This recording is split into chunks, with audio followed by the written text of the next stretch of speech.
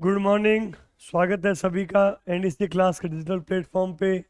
मैं भरत पुनः आपका स्वागत करता हूं और आज हम अपनी 13वीं कक्षा 13th क्लास लेकर के आपके समक्ष में आया हूं। देखिए, मैं देख पा रहा हूं कि कुछ समय से मतलब गत 2-3 कक्षाओं से जो है आपकी डिमांड के अनुसार ही जो है वो टॉपिक वाइज क्लासेस स्टार्ट हो चुकी है। फिर मैंने कहा था हर किसी का अपना अपना तरीका होता है पढ़ाने का। आप सभी को मेरा तरीका शुरुआत से अच्छा लग रहा था, काफ़ी मैं कमेंट भी देख पा रहा हूँ। तो अब आपके इस जोश के अंदर कमी नहीं होनी चाहिए भाई पहले की जो कक्षाओं के अंदर जो आप देख रहे थे, जो कमेंट दे रहे थे, उन बातों को ध्यान में रखते हुए ही क्लास के अंदर जो है निरंतर बदलाव लाया गया है। अब जो हमारी कक्षाएं आ रही है वो एक तो टॉपिक वाइज आ रही है, साथ ही साथ समस्त टॉपिक को कवर करते हुए आ रही है। एनडीसी क्लास पे आप अभी देख पा रहे हैं कि सभी विषय की, हिंदी की, जियोग्राफी की, पॉलिटी की, सभी की कक्षाएं जो है आपको नियमित मिल भी रही है, मैथ की। और करंट जीके की क्लास भी जो है सवेरे सवेरे पहला बूस्टर डोज आपको उसी का मिलता है। शुरुआत में आपके रुझान के मैं पढ़ पा रहा था, लेकिन अभी 2-3 कक्षाओं से जो है आपने ढंग से, उनको हो सकता है कि त्योहार की वजह से, रक्षाबंधन या जो भी और रीजन रहा हो, अपने जोश के अंदर किसी प्रकार की कमी नहीं होनी चाहिए। जोश हमेशा हाई रखें भाई। उरी मूवी आपने देखी है, जोश को आपको हाई रखना है ताकि आप आगामी भर्ती परीक्षाओं के लिए बेहतर तैयार हो सके। और एक हाथ में आपके कलम होनी चाहिए और दूसरे हाथ में दुग्ध जल मिश्रित जो पर्वतीय जड़ी बूटी, जिसमें थोड़ी मात्रा में शर्करा भी हो, यानी मैं किसकी बात कर रहा हूं आप समझ गए होंगे। एक हाथ में आपके होनी चाहिए चाय और दूसरे हाथ में होना चाहिए आपके कलम, ताकि आप बराबर से नोट करते चलें। देखिए, फैक्ट है ये, रुचिकर बनाने का मेरा प्रयास रहता है। मैं कोशिश करता हूं कि जहां पे लगे ट्रिक के साथ आपको बताई जाए, लेकिन फैक्ट को आपको पढ़ना पड़ेगा और याद भी करना पड़ेगा। इसीलिए समय रहते जो है वो क्लासेस को स्टार्ट किया गया है। आप नियमित इसको देखें, नोट करें और अंत तक क्लास में बने रहें, ताकि कोई भी प्रश्न जो है वो एक प्रश्न ना होकर के आपके लिए कम से कम 3 से 4 जानकारी होती है। ठीक है, आपके कुछ सुझाव होते हैं वो आप कमेंट बॉक्स में ज़रूर लिखें, उनके मतलब उनका सम्मान किया जाएगा। और देखें, हर कक्षा के अंदर हिंदी में जो है वो आपको कविताएं जो है पढ़ा करके जो है वो कुछ समझा करके बातें की जा सकती हैं, लेकिन इसके अंदर फैक्ट आते हैं, खिलाड़ियों के नाम हैं, किताबों के नाम हैं। कोशिश रहती है कि आपको बेहतर से बेहतर कंटेंट दिया जाए। और अभी जो फिलहाल अभी 1-2 आपने देखा होगा या जाकर के चेक करना इस क्लास के बाद में, कि जो आरपीएससी की साइट पे जो अभी आर्कियोलॉजी डिपार्टमेंट के एग्जाम हुए, उन एग्जाम्स के अंदर जो प्रश्न पूछे गए थे वो हमारी पहले की जो 12 कक्षाएं हो चुकी है उनमें से काफी प्रश्न जो है वो उसके अंदर आए भी हैं। तो कंटेंट जो है वो बेहतर है, ये आप निश्चिंत रहें। और साथ ही साथ आप जो है वो नोट करते चलें, बगैर नोट किए जो ये 50% जो मेरा प्रयास है और 50 आधा जो आपका है, वो दोनों के मिलने से ही सामूहिक रूप से बात होगी। तो आइए शुरू करते हैं आज की हमारी नई कक्षा। 13वीं कक्षा जो है वो भी हमारी खेल के ऊपर आधारित होगी। और इसमें जो खेल है उसमें हमारा जो मुख्य ध्यान है वो महिला जो खेल प्रतिभागी है उनके ऊपर रहेगा। ठीक है, तो भैया अपने जोश में कमी ना आने दें। और साथ साथ में बताएं, जैसे आपने बताया कि आप सर थोड़ा सा साइड में हो तो हम आराम से प्रश्नों को नोट कर सकें। कई कमेंट ऐसे भी आते हैं कि हम सर बाद में नोट कर लेते हैं, तो ये कमेंट देख करके अच्छा लगता है। तेरा तेरा साथ है तो मुझे क्या कमी है, आपने गाना सुना होगा। तो ये हमारा 13वीं कक्षा है और यहाँ से हमारा जो साथ है वो पहले 12 वाली कक्षाओं से भी अधिक मजबूत होना चाहिए। ठीक है, तो आइए शुरुआत करते हैं आज नए जोश के साथ पहले प्रश्न की। देखिए, पहला प्रश्न वही पेरिस ओलंपिक एक बहुत बड़ा आयोजन था और हमने पूरी कक्षा के अंदर जो है वो 20 प्रश्नों के माध्यम से उसको कवर किया। ठीक है, फिर भी कुछ जानकारियां जो है वो अभी भी शेष है जिनको हम आज कवर करेंगे। देखिए, पहला प्रश्न क्या कहता है, इंपॉर्टेंट है ये भी। ओलंपिक खेलों में भारत के प्रदर्शन से संबंधित सत्य कथन आपको बताना है। देखिए, पहला पॉइंट क्या कह रहा है, भारत ने 10 स्वर्ण सहित कुल 41 पदक जीते हैं। बिल्कुल सही बात है। कल कई बच्चे कमेंट भी कर रहे थे कि टोटल पदक भारत ने 41 जीते हैं और साथ में 10 स्वर्ण। ये बात तो बिल्कुल सही है। 10 स्वर्ण कैसे हैं? 8 स्वर्ण तो हम लेकर के आए थे हॉकी के अंदर और 2 हमने जीते हैं व्यक्तिगत स्वर्ण। व्यक्तिगत स्वर्ण में एक जीता था अभिनव बिंद्रा ने, जिन्हें ऑर्डर ऑफ ओलंपिक का सम्मान भी दिया गया, और दूसरा जीता था नीरज चोपड़ा ने। अब बात करें अगला प्रश्न। मनु भाकर के अलावा 2 अन्य खिलाड़ियों द्वारा भी 2-2 स्वर्ण पदक व्यक्तिगत जीते, 2-2 पदक व्यक्तिगत जीते हैं। ये बात सही है क्या? अभी चेक कर लेते हैं। अगला है पॉइंट, सबसे बेहतर प्रदर्शन टोक्यो ओलंपिक 2020 में रहा। बिल्कुल सही बात है ये। देखिए, टोक्यो ओलंपिक 2020 के अंदर भारत ने कुल 7 पदकों को जीता। 1 गोल्ड, 2 सिल्वर और 4 ब्रॉन्ज। और ये 1 गोल्ड किसने जीता था? नीरज चोपड़ा ने। यानी कुल 7 पदक। और इस बार हमने जीते थे कुल कितने पदक? 6 पदक जीते थे। तो ये जो 7 पदक जो जीते हैं हमने, तो 7 पदकों के साथ में हमारा प्रदर्शन सबसे बेस्ट रहा था आज तक ओलंपिक्स के अंदर। ये जो पॉइंट है, ये जो है कि 2 अन्य खिलाड़ियों ने मनु भाकर के अलावा जो है वो 2-2 व्यक्तिगत पदक जीते हैं, ये कथन गलत है। तो इसका सही जवाब जो है वो हो जाएगा ए और सी। थोड़ा सा मैं इसके बारे में भी आपको बता देता हूं। मनु भाकर के अलावा जो 2 पदक जीतने वाले खिलाड़ी और कौन कौन है, देखिए ओलंपिक के अंदर जो शुरुआत जो 1900 के अंदर हुई थी, उस समय देश आजाद नहीं था। तो आजादी से पहले की बात करें तो सबसे पहले एक व्यक्ति, नाम आपने अभी काफी चर्चा में सुना होगा, नॉर्मन प्रिचार्ड या नॉर्मन प्रिचर्ड। इनके द्वारा 1900 ये आयोजन भी कब हुआ, कहां हुआ था? पेरिस के अंदर। मैं पहले बता चुका हूं। ये आयोजन के अंदर भी 2 रजत पदक उसी स्पर्धा में नॉर्मन प्रिचर्ड ने भी जीते थे, लेकिन वो जो है वो एंग्लो इंडियन व्यक्ति थे, इसीलिए वो आजादी से पहले की बात है। लेकिन इनके अलावा भी अगर अपने देखें तो 3 और खिलाड़ी जो है उन्होंने 2-2 पदक जीते हैं। मैं उनके नाम आपको बताता हूं। एक खिलाड़ी हैं सुशील कुमार। आपको पता होगा सुशील कुमार ने 66 केजी की जो स्पर्धा के अंदर जो है वो अलग अलग बीजिंग और लंदन के अंदर जो है वो कांस्य पदक जीते। अगर मैं एक अन्य खिलाड़ी और बात करूं, आपको पता है अभी जिनका नाम भी मैंने लिया था, क्या नाम है भाई? नीरज चोपड़ा। नीरज चोपड़ा ने 1 गोल्ड और इस बार के ओलंपिक में 1 रजत जीता। ठीक है, तो ये जो 2 पदक हैं वो नीरज चोपड़ा ने जीते, 1 गोल्ड और 1 सिल्वर। तो ये भी ये 2 पदक जीतने वाले हो गए। इनके अलावा एक और कौन खिलाड़ी है भाई बैडमिंटन में? पीवी सिंधु। पीवी सिंधु के द्वारा भी रियो ओलंपिक 2016 में रजत जीता गया था, जबकि आगे टोक्यो ओलंपिक में जीता गया कांस्य। तो नॉर्मन प्रिचर्ड सहित टोटल 4 खिलाड़ी हो चुके हैं, 1, 2, 3 एंड 4। यहाँ पे पूछा गया है कि 2 ने जीता, तो ये बात असत्य है। तो हमारा सही जवाब हो जाएगा ए और सी। बिल्कुल आप आराम से इसको नोट कर पा रहे होंगे। देखें, आपके हाई जोश के साथ ही क्लास को आगे बढ़नी चाहिए। मैं फिर मानता हूं कि कुछ सपने, जैसे मान लो ये प्रारंभ के अंदर 10 क्लासें दी गई, आपने अच्छा उसके अंदर रिव्यू दिया और आप आगे भी जुड़े रहेंगे। लेकिन मैं ऐसा मानता हूं, मुझे कुछ पंक्तियां सूर्यकांत त्रिपाठी निराला जी की भी याद आती है कि कुछ सपनों के मर जाने से जीवन नहीं मरा करता है। 1-2 क्लासेस के अंदर जो है वो मान लीजिए आप त्योहार की वजह से कंटेंट को नहीं देख पाए, लेकिन मैं ऐसा मानता हूं कि आप उनको देख लेंगे। तो ऐसा होता है कि पनघट के ऊपर जो घड़ा भरने के लिए पनिहारी जाती है और वो घड़ा फूट जाता है, तो क्या ऐसा है कि वापस से वो घड़ा भरने नहीं जाएगी? क्लासेस के अंदर जोश जो है वो बरकरार रहना चाहिए, आपका भी और मेरा भी। मेरी कोशिश रहती है, और मैंने क्या बताया आपको, 50% मेरी कोशिश कंटेंट के हिसाब से आप देख ही पा रहे हैं, और 50% जो आपकी कोशिश है, आधा मेरा और आधा तेरा, ये मिलकर के ही हमारे पूरे प्रयास को जो है वो एकजुट करेगा। तो आज से कमी नहीं रहनी चाहिए, आपसे ये वादा मैं लेना चाहूंगा। तो बिल्कुल आगे बढ़े, देखें पहले प्रश्न के बाद में। अगला प्रश्न क्या कहता है, देखें भाई।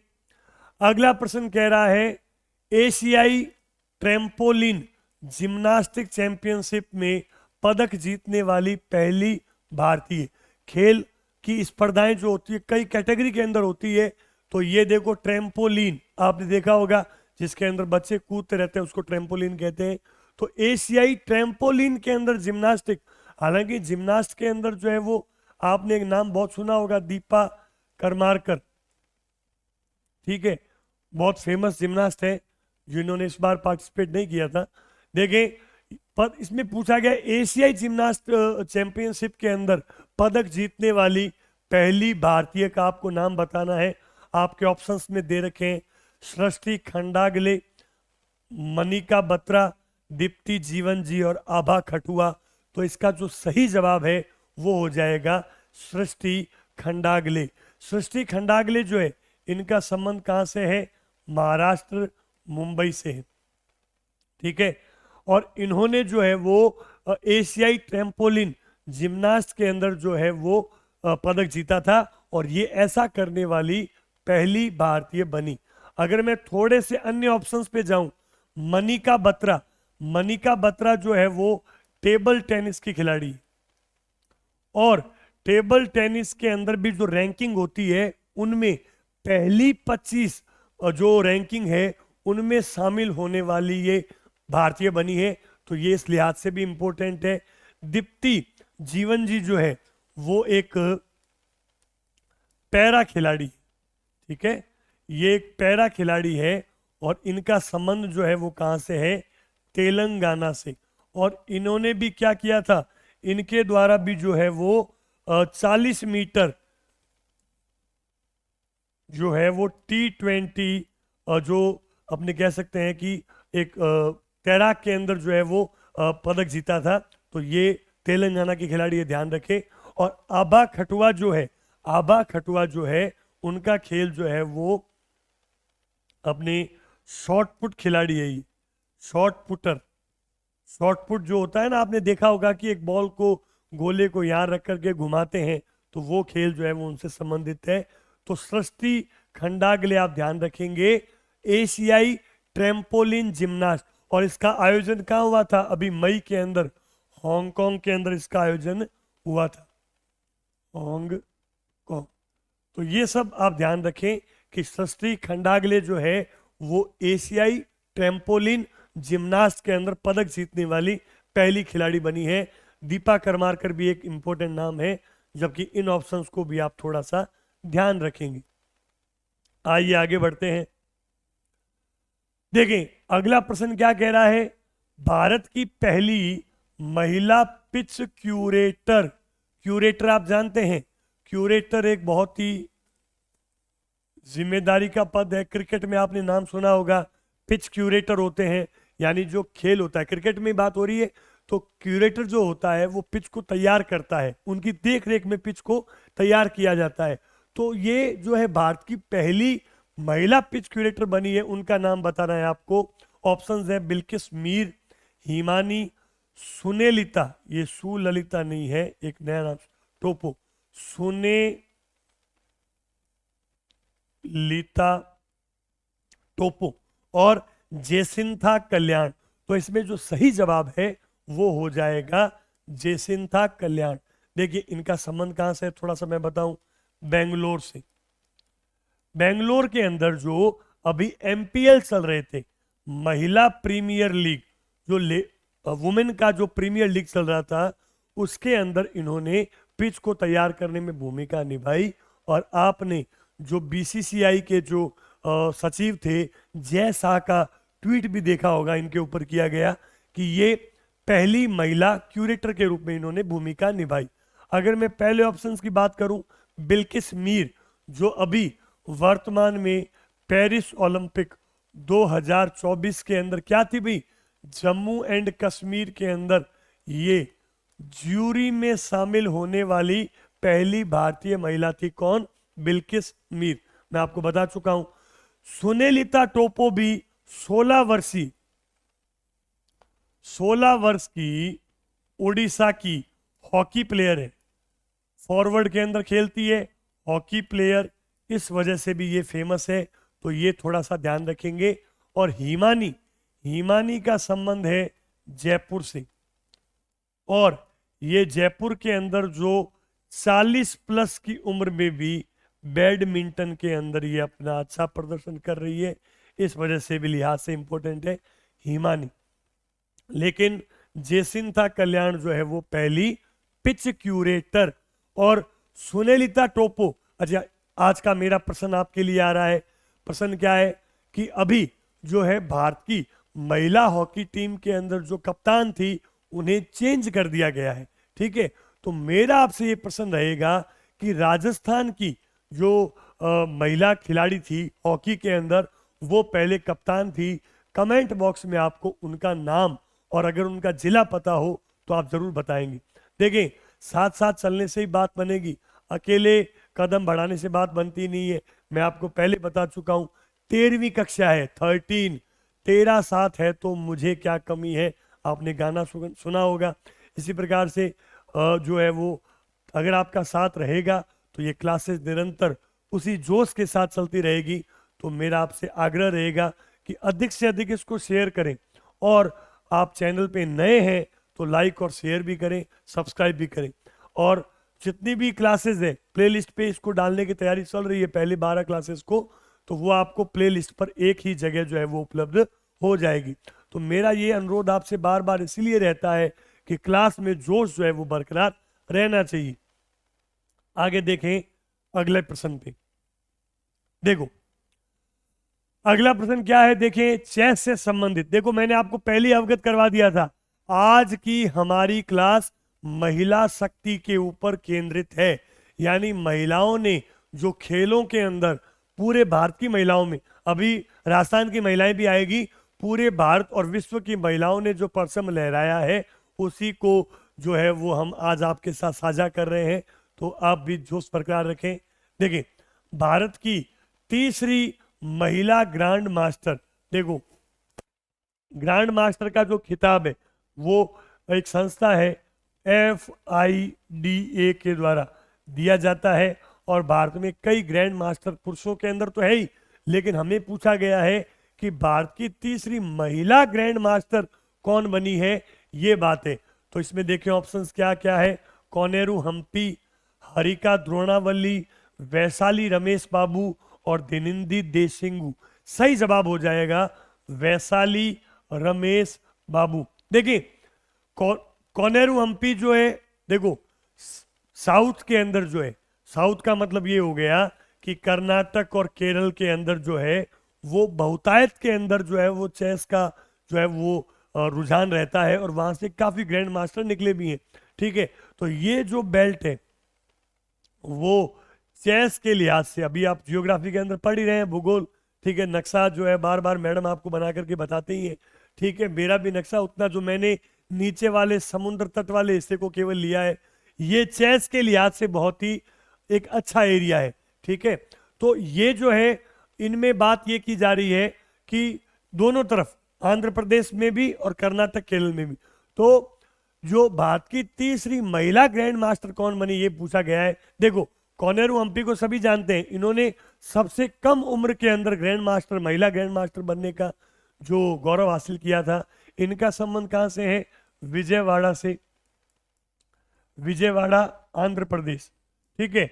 इसी प्रकार से आंध्र प्रदेश की ही एक अन्य प्लेयर, ठीक है, आंध्र प्रदेश इस तरफ, ठीक है, आंध्र प्रदेश है जो यहीं से जो द्रोणावल्ली हरिका, नाम पहले आगे पीछे भी लिखते हैं इनका साउथ में नेम, जो ये इनको पद्म श्री भी पहले दिया गया था, और इनका संबंध है गुंटूर से। तो ये जो दोनों थी पहले से जो है वो ग्रैंड मास्टर थी, और वर्तमान में जो है वो किसे ग्रैंड मास्टर बनाया गया है, वैशाली रमेश बाबू। अब ये वैशाली है, रमेश बाबू इनके पिता का नाम है, और ये वैशाली बड़ी बहन है, और जो बहन भाई के जोड़ी आपको पता होगा इनके ही भाई है, उनका नाम है R रमेश बाबू प्रज्ञानंदा, ठीक है। ये आप नाम आपसे छिपा हुआ नहीं है, बहुत ही उभरता हुआ सितारा है चेस के अंदर पूरे भारत के लिए। विश्वनाथन आनंद का आपने इंटरव्यू कहीं पढ़ा होगा, एक बहुत ही अच्छी बात इनसे पूछी गई थी। देखो सही जवाब ये है, आर प्रज्ञानंदा और वैशाली जो है वो दोनों बहन भाई की जोड़ी है। ठीक है, आर मतलब रमेश बाबू का नाम है। प्रज्ञानंदा से एक बार पूछा गया था विश्वनाथन आनंद के द्वारा कि आपको चेस के लिए जो है वो कौन सा जो है वो सबसे बेहतर देश लगता है चेस के लिए।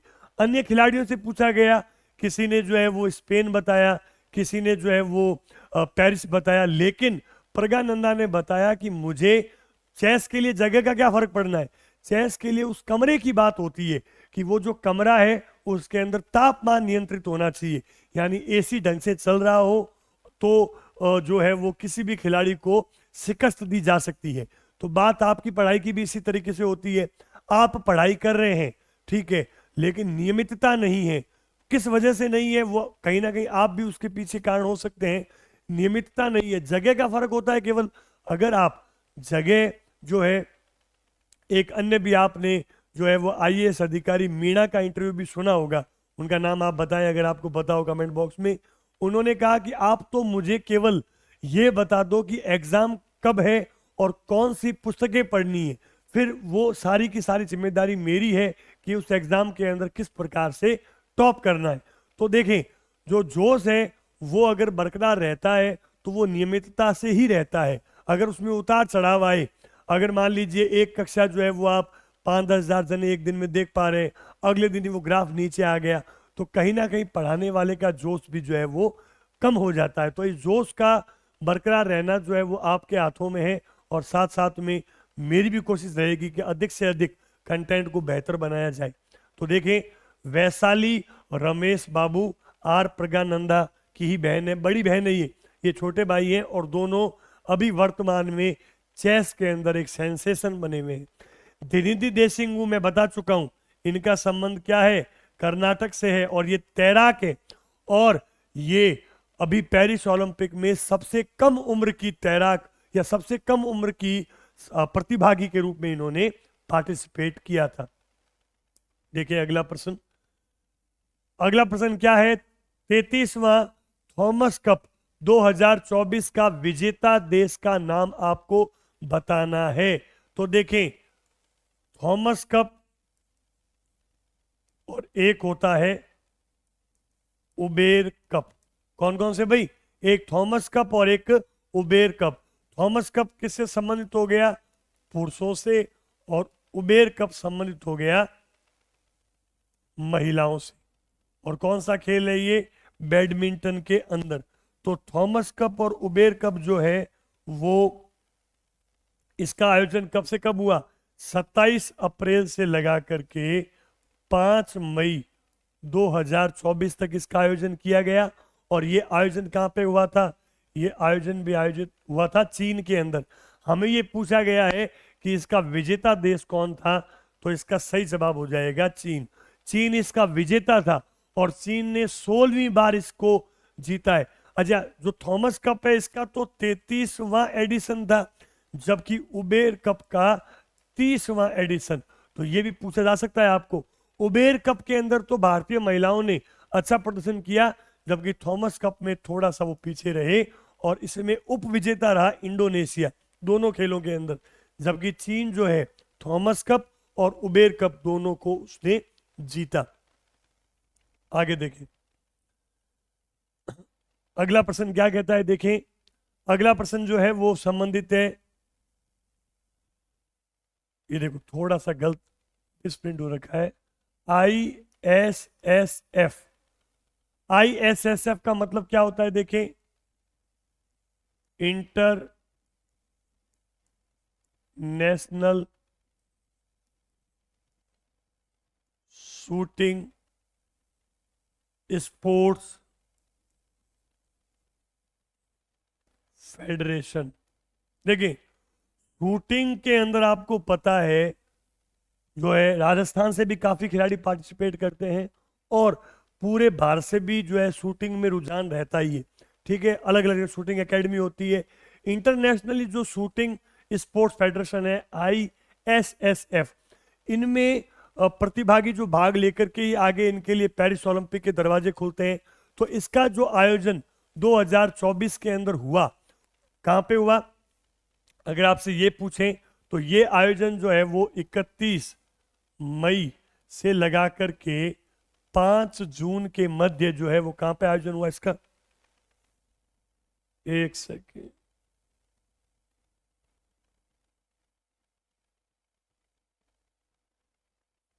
कहां चली गई भाई क्लास? एक सेकंड चेक करते हैं।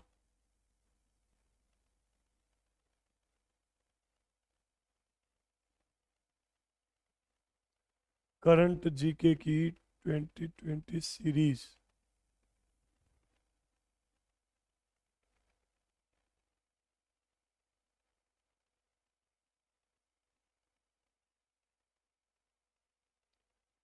क्लास नंबर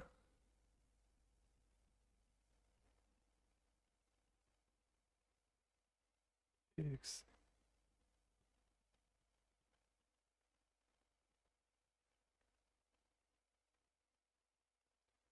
ढूंढना पड़ेगा।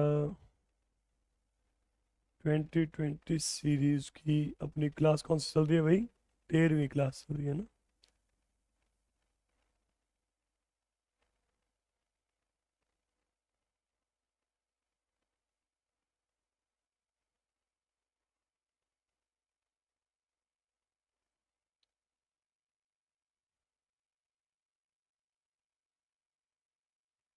यहीं से आ जाएगा क्या ये? एक सेकेंड,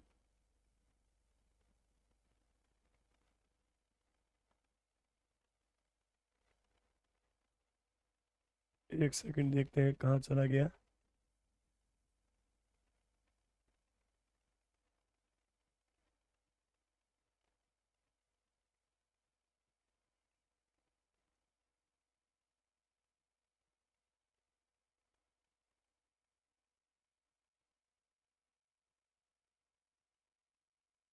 क्लास 13 नंबर है ना?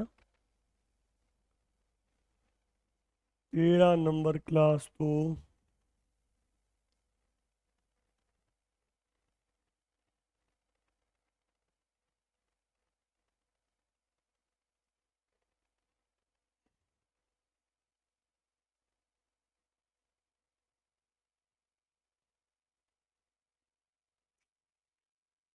गड़बड़ हो गई। टेक्निकल चीज़ों में भी इंसान को मजबूत होना चाहिए ताकि थोड़ा सा वो उसको देख पाए।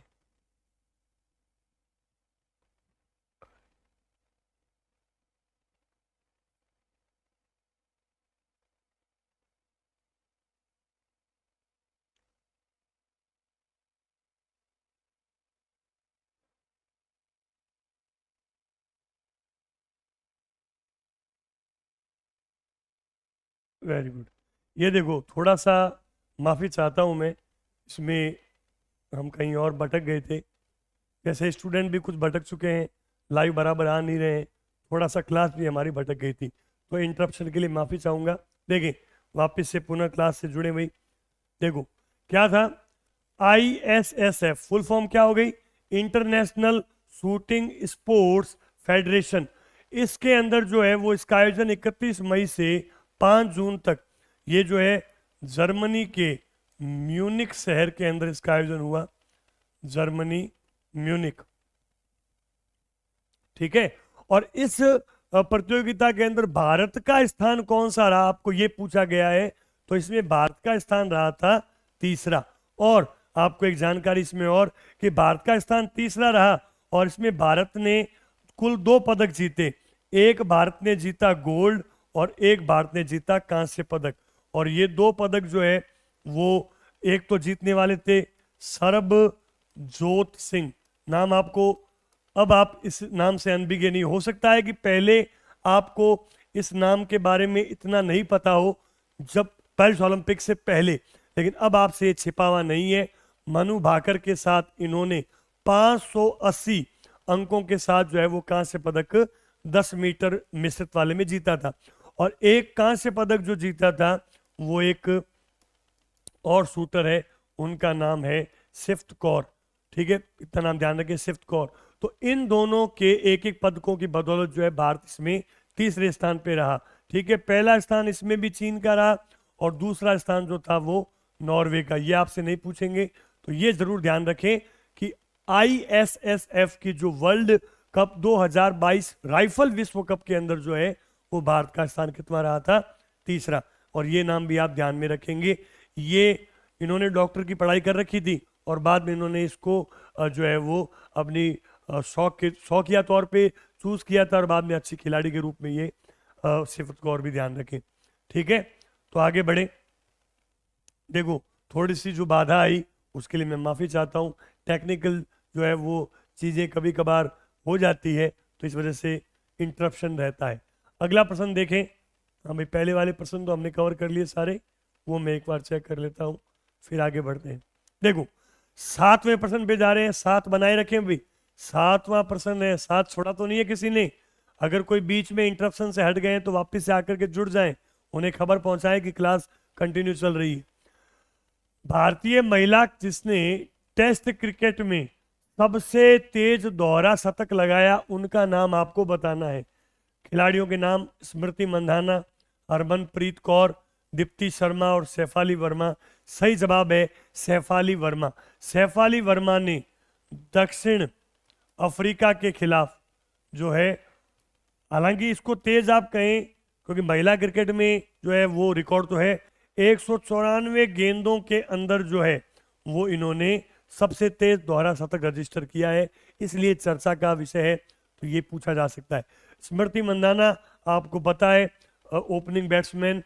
हरमनप्रीत कौर जो है वो भारतीय महिला क्रिकेट टीम की कप्तान है, जबकि दीप्ति शर्मा भी नाम ध्यान रखेंगे।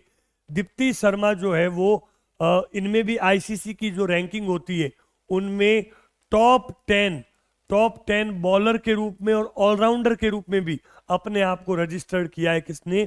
दीप्ति शर्मा ने। जबकि सही जवाब इस प्रश्न का हो जाएगा सैफाली वर्मा। आगे बढ़े।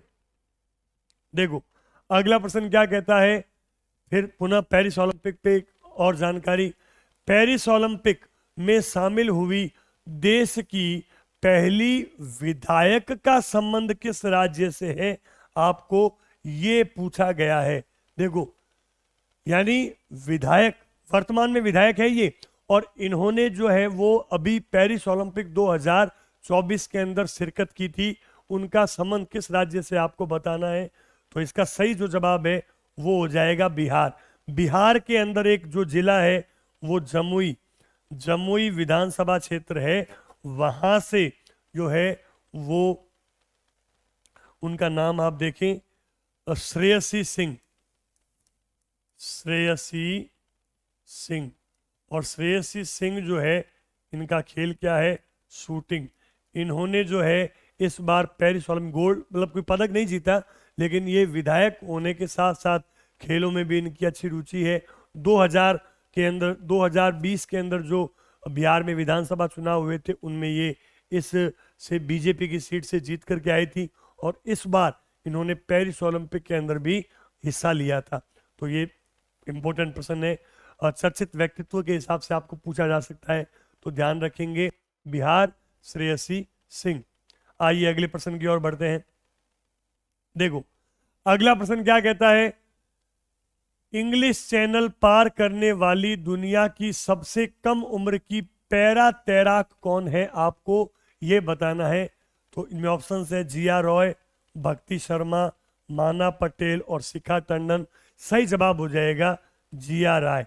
जिया राय जो है मुंबई में रहती है, और इन्होंने जो इंग्लिश चैनल है, इंग्लिश चैनल को पार किया था इन्होंने 34 किलोमीटर की जो दूरी थी वो लगभग 17 आवर्स के अंदर, 17 घंटे और कुछ मिनटों के अंदर पैरा तैराक है इन्होंने पार की थी।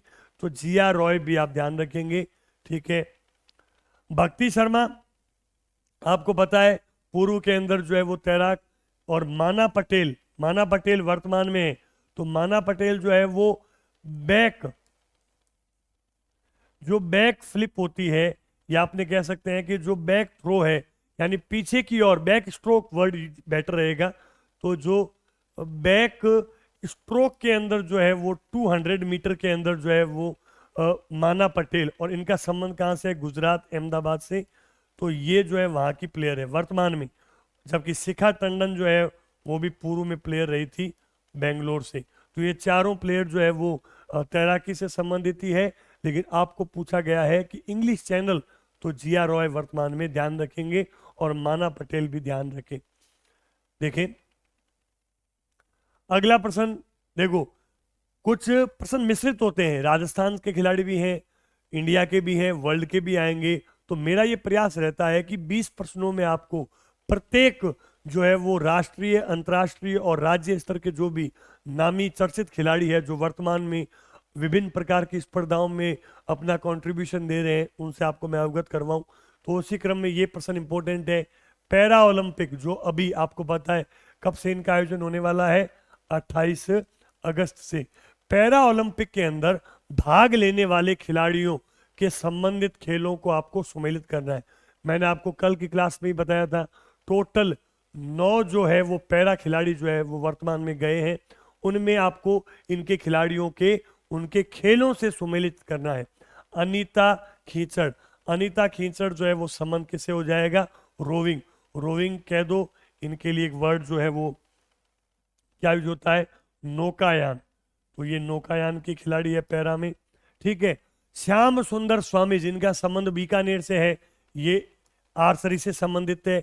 अगर बात करें कृष्णा नागर, कृष्णा नागर ने पिछले टोक्यो ओलंपिक के अंदर जो है वो गोल्ड जीता था और हमें उम्मीद है कि इस बार भी वो गोल्ड लेके आएंगे। जयपुर के खिलाड़ी, इनका संबंध किससे है, बैडमिंटन से। और संदीप चौधरी, संदीप चौधरी कहाँ के हैं, झुंझुनू के, और इनका भी जो संबंध है, इनका संबंध जो है वो किससे है, जेवेलिन थ्रो से। तो इसका जो सही मिलान है आप देखें, ए का मिलान किससे हो जाएगा भाई,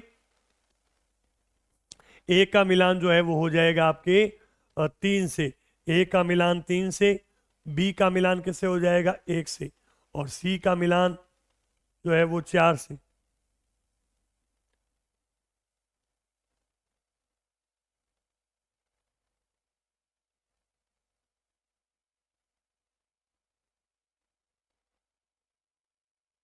ये सही जवाब है, ए का मिलान 3 से, बी का मिलान 1 से, सी का मिलान 4 से और डी का मिलान 2 से। तो ये आप चारों इंपॉर्टेंट है।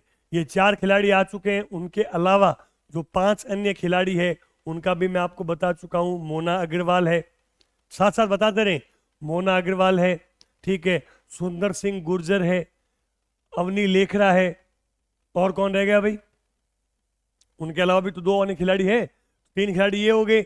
उसके अलावा भी 2 रुद्राक्ष खंडेलवाल है, और एक खिलाड़ी और है, उसका नाम भी आप जरूर बताएंगे। तो इन 9 खिलाड़ियों के जो है वो हम उम्मीद करते हैं कि ये मैंने कल भी बताया था कि दहाई के अंक के अंदर जो है वो ये पदक लेकर के आएंगे, ऐसा हमें उम्मीद और विश्वास है। आगे देखें, दिल्ली में आयोजित ऑल इंडिया स्केटिंग स्पर्धा में स्वर्ण पदक जीतने वाली जो है वो कृष्णा कंवर का संबंध कौन से जिले से है। पुनः राजस्थान से संबंधित प्रश्न है। कृष्णा कंवर का संबंध आपको बताना है जयपुर, उदयपुर, जोधपुर या बीकानेर। तो इनका संबंध हो जाएगा उदयपुर। नाम ध्यान रखें, कुछ ये खिलाड़ी जो आप डेली लाइव के अंदर इनकी ज्यादा चर्चाएं सुनते नहीं है, ये प्रश्न पेपर के लिहाज से ज्यादा महत्वपूर्ण होते हैं। कृष्णा कंवर, आपको मिलेगा पूरा नाम कृष्णा कंवर गहलोत, इनका संबंध है उदयपुर से, और वर्तमान में ये उदयपुर के अंदर ही BN गर्ल्स कॉलेज के अंदर जो है वो अध्ययनरत है। और इन्होंने जो ऑल इंडिया स्केटिंग जूनियर वर्ग के अंदर स्पर्धा हुई थी उसके अंदर जो है वो स्वर्ण पदक जीता था। तो कृष्णा कंवर गहलोत, उदयपुर, ध्यान रखेंगे भाई, ठीक है। आगे बढ़े, अगला प्रश्न क्या कहता है, देखें, 67th स्कूल नेशनल गेम्स में स्वर्ण विजेता जयपुर के उदित मिश्रा का संबंध किस खेल से। इस बार आपको जो है वो जिला ना पूछ करके संबंधित खेल पूछा गया है। तो देखें, SGFI जो school games federation of India है, उनके तत्वाधान के अंदर जो 67th अलग अलग राज्यों के अंदर प्रतियोगिताएं हुई थी, ये जो प्रतियोगिता है 67th वाली कौन सी, ये और जिनका संबंध पहले देख लेते हैं। उदित मिश्रा जो है, इनका संबंध जो है वो soft ball, judo, basketball, squash, इनका संबंध हो जाएगा स्क्वैश से। आपने देखा होगा कि एक बंद सा कमरा होता है, ग्लास का बना हुआ है, उनमें जो एक तरह से टेनिस की तरह वो खिलाड़ी शॉट मारते हैं, दीवार से लग करके वापस से छोटी वाली वो गेंद आती है, वो स्क्वैश, ठीक है ना, वो खेल। अब उसके अंदर जो है व्यक्तिगत वाले में, व्यक्तिगत व मिश्रित दोनों के अंदर गोल्ड जीता था अंडर 17 स्पर्धा के अंदर। और ये जो प्रतियोगिता है उसका आयोजन, अब स्क्वैश है तो राजस्थान में तो आयोजन हुआ नहीं, मैं आपको कल बता चुका हूं। राजस्थान में सॉफ्ट बॉल का हुआ था, ठीक है, जूडो का हुआ था, बास्केटबॉल का हुआ था, स्क्वैश का नहीं हुआ था। स्क्वैश का आयोजन कहाँ पे हुआ था? पुणे, महाराष्ट्र में। और इसके अंदर जो है वो जयपुर के उदित मिश्रा ने न केवल व्यक्तिगत में बल्कि जो है वो मिश्रित वाले में भी स्वर्ण पदक जीता। और 68 वाले अब गेम स्टार्ट आगे हो जाएंगे। देखो अगला प्रश्न जो है, बिल्कुल राजस्थान में तैराकी जो है वो बहुतायत के अंदर खिलाड़ी इसके अंदर पार्टिसिपेट करते हैं। और आपको ये बताना है इसके अंदर प्रश्न में कि राजस्थान के निम्न तैराकों को उनके संबंधित जिलों से सुमेलित किया गया है। निम्न में से कौन सा असंगत है, आपको ये बताना है। युग चेलानी उदयपुर, बिल्कुल ये तो सुमेलित है। पहली कक्षा के अंदर भी कई बच्चों ने कमेंट किया था युग चेलानी, वहां पे कोटा मैंने गलती से लिख दिया था। युग चेलानी का संबंध है उदयपुर से। और इन्होंने खेलो इंडिया यूथ गेम्स में, जिसमें भारत ने टोटल 13 स्वर्ण जीते थे, उनमें से 4 विभिन्न स्पर्धाओं में स्वर्ण लाने वाले खिलाड़ी थे। युग चेलानी आपने नाम सुना है, तैराकी है तो युग चेलानी का नाम तो निश्चित ही आएगा। अब एक अगला बात है गौरव सिंघवी, ये थोड़ा सा प्रिंटिंग मिस्टेक है, गौरवी लड़की का नाम है, गौरवी सिंघवी। और गौरवी सिंघवी ये गलत हो जाएगा। गौरवी सिंघवी का संबंध भी कहां से है भाई? उदयपुर से ही है, तो असंगत पूछा है ये। अन्य ऑप्शंस भी देख लेते हैं। योग्या सिंह जोधपुर, योग्या सिंह जोधपुर ने भी जो है वो खेलो इंडिया जो यूथ गेम्स हुए थे उनके अंदर भी स्पर्धा में स्वर्ण पदक जीता था। और एक है फिरदौस कायम खानी, फिरदौस कायम खानी का संबंध, अब देखिए वो बात है कि पहले भीलवाड़ा था, लेकिन भीलवाड़ा से अलग होकर के कौन बन गया भाई? शाहपुरा। तो इनका संबंध जो है अगर जिला आप पूछे तो अब आपको शाहपुरा करके आना है। तो ये जो है वो गौरवी सिंघवी का संबंध जयपुर से न होकर के कहां से है भाई? उदयपुर से। योग्या सिंह जोधपुर से, फिरदौस कायम खानी शाहपुरा करके आएंगे, और युग चेलानी उदयपुर। ठीक है, आगे देखो अगला प्रश्न क्या कह रहा है। राष्ट्रीय बास्केटबॉल प्रतियोगिता, बास्केटबॉल जो है वो हमारा राजकीय खेल है। बास्केटबॉल प्रतियोगिता जूनियर वर्ग में राजस्थान के द्वारा जीता गया पदक, आपको ये बताना है। स्वर्ण, रजत, कांस्य या कोई पदक नहीं जीता। सही जवाब हो जाएगा रजत पदक। देखो थोड़ा सा इसके बारे में बात करते हैं। ये जो राष्ट्रीय बास्केटबॉल प्रतियोगिता जूनियर वर्ग, ये 73वां आयोजन था। और ये आयोजन कहाँ हुआ था? उड़ीसा की राजधानी भुवनेश्वर में। भुवनेश्वर उड़ीसा के अंदर जो है वो 73वां आयोजन हुआ। और इसमें विजेता कौन बना? तो विजेता राज्य बना यूपी। और यूपी ने 106 पॉइंट, राजस्थान ने किए थे 67, 67 के मुकाबले 106 पॉइंट के साथ में स्वर्ण जीता, जबकि राजस्थान ने जो है वो इस प्रतियोगिता में रजत पदक जीता। तो ये भी इंपॉर्टेंट है, ध्यान रखेंगे। 73वां जूनियर वर्ग बास्केटबॉल प्रतियोगिता, राजस्थान जो है वो उप विजेता एक तरह से बना था इसमें। देखो अगला प्रश्न क्या कहता है। 37वां उल्टा हो गया, वहां पे 73वां था, यहाँ पे 37वां। 37वें राष्ट्रीय खेल सबसे पहले लिखेंगे कहाँ आयोजन हुआ था इनका? गोवा में। पहले भी आया था प्रश्न ये। 37वें राष्ट्रीय खेल Goa, get set go, get set Goa जो इसका थीम वाक्य था, में राजस्थान के लिए पहला पदक जीतने वाले नीतेक जांगिड़ है भाई, का संबंध किस खेल से है आपको ये बताना है। शूटिंग, कुश्ती, भारोत्तोलन और तैराकी। सही जवाब हो जाएगा भारोत्तोलन। थोड़ा सा मैं बात करूं 37वें राष्ट्रीय खेल जो गोवा में गत वर्ष आयोजित हुए थे अंत में, उनमें नीतेक जांगीर थे। इन्होंने राजस्थान के लिए खाता खोला था और वो खाता जो है वो स्वर्ण के साथ खोला। इन्होंने भारोत्तोलन में अगर थोड़ा सा डीप में पूछे कैटेगरी तो 81 किलोग्राम वजन में 317 केजी, ये तो इनका खुद की कैटेगरी हो गई और ये इनके द्वारा उठाया गया वजन हो गया। ये वजन उठा करके इन्होंने जो है वो स्वर्ण पदक जीता और 37वें राष्ट्रीय खेल के अंदर जो है वो पहली बार जो है वो पदक जीता। अब बात करें, आपको मेरा प्रश्न नया सेकंड प्रश्न मेरा रहेगा। पहला प्रश्न मैं आपको पूछ चुका हूं, अगला प्रश्न सुने ध्यान से। 38वां जो राष्ट्रीय खेल है जो इस वर्ष आयोजित होने हैं, वो 38वें राष्ट्रीय खेल, उनका आयोजन भारत के किस राज्य के अंदर होगा आपको कमेंट बॉक्स में बताना है। 38th नेशनल गेम्स, और ये ध्यान रखें नीतेक जांगीर। देखो अगला प्रश्न, खेलो इंडिया यूनिवर्सिटी गेम्स 2024। देखो खेलो इंडिया गेम्स के तर्ज पर कई प्रकार की प्रतियोगिताएं आयोजित होती है। विभिन्न जो है वो मैं आपको 2020 सीरीज की जो क्लासें हुई थी उनमें प्रश्नों के द्वारा कुछ बता भी चुका हूं। जैसे खेलो इंडिया यूथ गेम्स है, खेलो इंडिया विंटर गेम्स है और एक हुआ था खेलो इंडिया यूनिवर्सिटी गेम्स। तो ये जो खेलो इंडिया यूनिवर्सिटी गेम्स हुआ था, इनमें कौन सी यूनिवर्सिटी जो है वो विजेता रही। तो देखें, Rajasthan university, Punjab university, Karnataka university, Chandigarh university. सही जवाब हो जाएगा चंडीगढ़ यूनिवर्सिटी।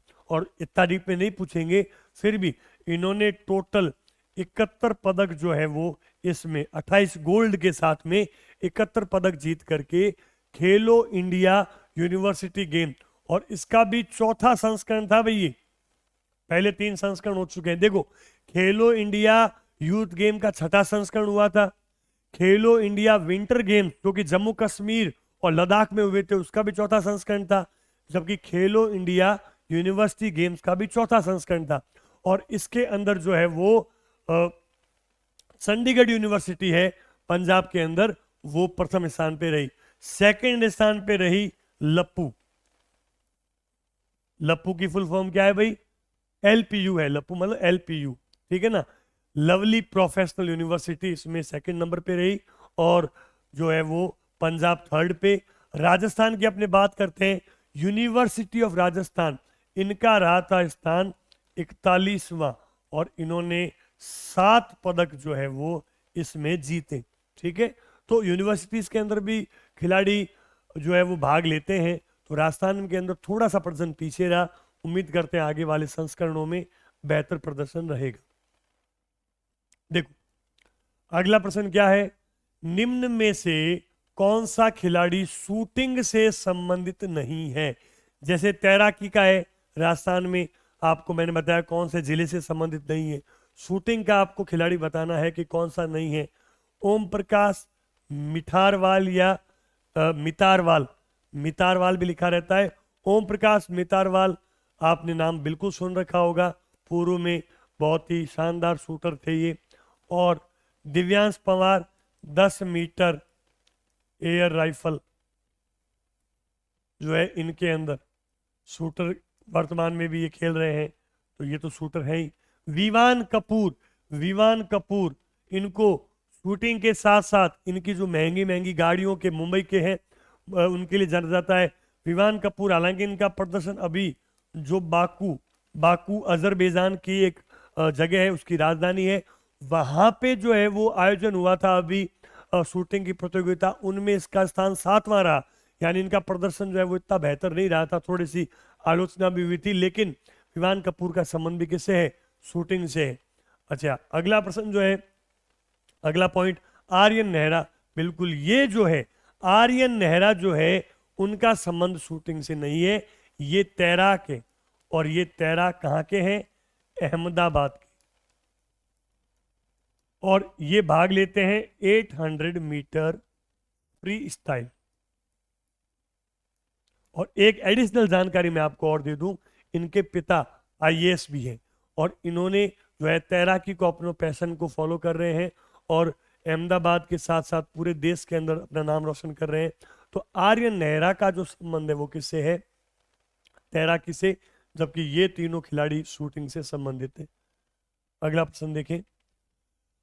जुलाई 2024 में आयोजित विंबलडन ग्रैंड स्लैम खिताब एकल महिला का किसने जीता? मैं पहले कह चुका हूं, कल वाली क्लास में हमने विंबलडन पुरुष एकल का खिताब देखा था और आज महिला एकल का, क्योंकि 2 क्लासेस इसके लिए तय की गई थी और ये मेरी कोशिश थी कि आज की जो है क्लास के अंदर अधिक से अधिक महिला सशक्तिकरण को ध्यान में रखते हुए जो प्रश्न आते भी हैं उन पे केंद्रित की जाए।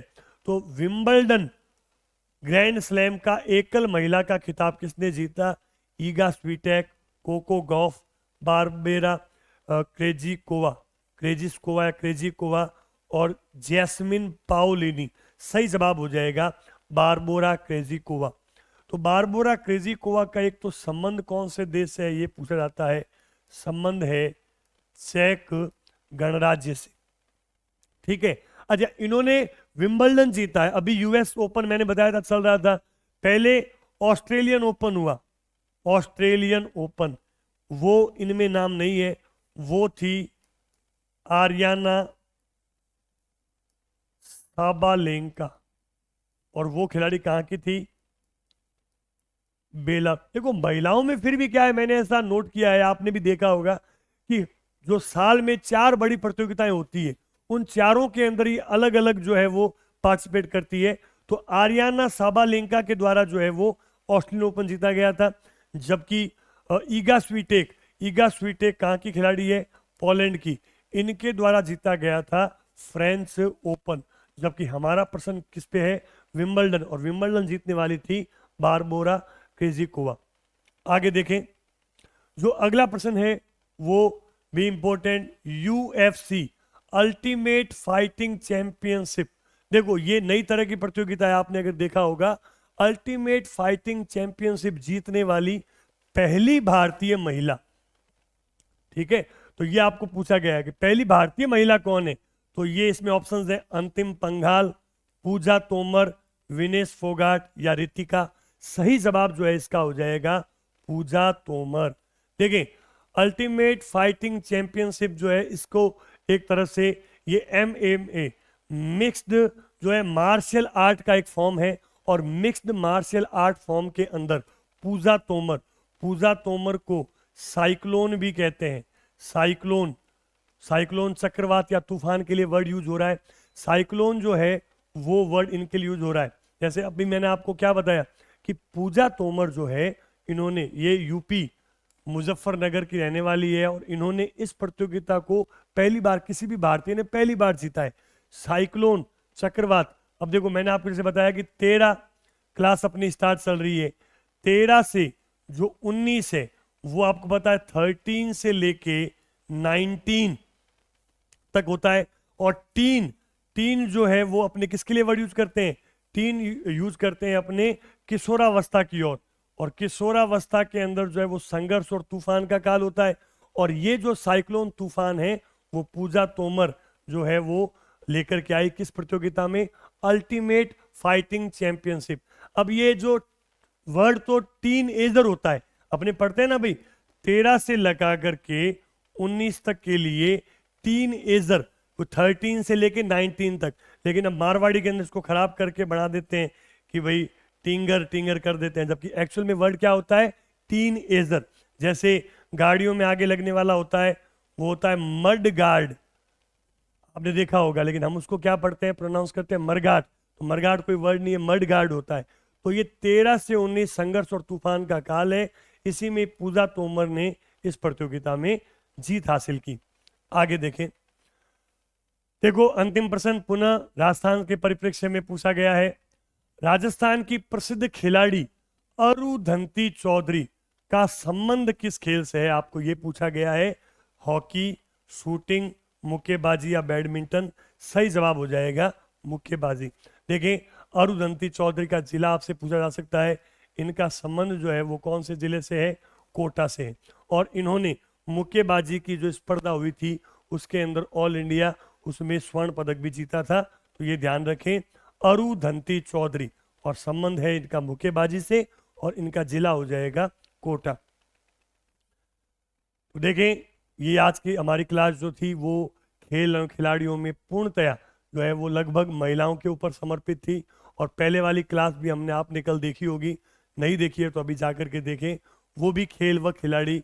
और आगामी जो अभी टेस्ट सीरीज चल रही है आपके एनडीसी प्लेटफॉर्म के ऊपर, जो व्याख्याता भर्ती परीक्षा और सेकंड ग्रेड, उन प्रतियोगी परीक्षाओं के लिहाज से भी और ये जो टेस्ट सीरीज चल रही है इस लिहाज से भी ये कक्षाएं आपके लिए उम्मीद है बेहतर कारगर साबित होगी।